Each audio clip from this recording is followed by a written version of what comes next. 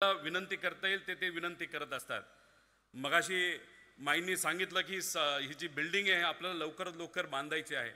माई माझा 40वा वाढदिवस पुढच्या महिन्यामध्ये येत आहे।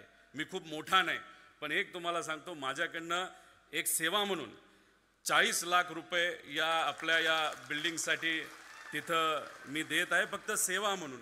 जेव्हा तुम्ही कारण तुम्ही इतकं प्रामाणिकपणे काम करता, म्हणजे तुम्ही घरचा विचार करत नाही, एनडी मामांनी विचार तिथं केला नाही, प्रशांत काका करत नाहीत, संगीता काकी करत नाहीत, तुमचं फक्त एकच मनामध्ये असतं, इथं या भागामध्ये असणाऱ्या या गरीब कुटुंबातून सामान्य कुटुंबातल्या मुलामुलींना चांगली संधी द्यावी म्हणून कदाचित या भागातलं पहिलं लॉ कॉलेज जर कोण काढत असेल तर ही संस्था आपली तिथं काढत आहे। आणि त्यासाठी फुल नाही तर फुलाची पाकळी म्हणून मी मदत करत आहोत आणि एक सेवा म्हणून तिथं समजावं।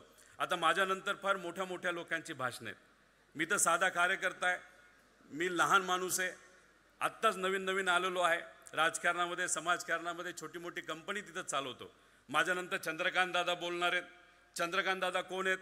तर या राज्याचे मंत्री आहेत का नाही? मग आपली अपेक्षा काय? 1-0 वाढला पाहिजे का नाही वाढला पाहिजे? वाढला पाहिजे का नाही? हात वर करून सांगा। आणि चंद्रकांत दादा नंतर कोण बोलणार आहे? या राज्याची तिजोरीची चावी कोणाकडे? मग चंद्रकांत दादा जर 1-0 वाढवत असतील माझ्या आकड्यामध्ये, तर 2-0 कुणी वाढवले पाहिजे? हात वर करून वाढवले पाहिजे का नाही?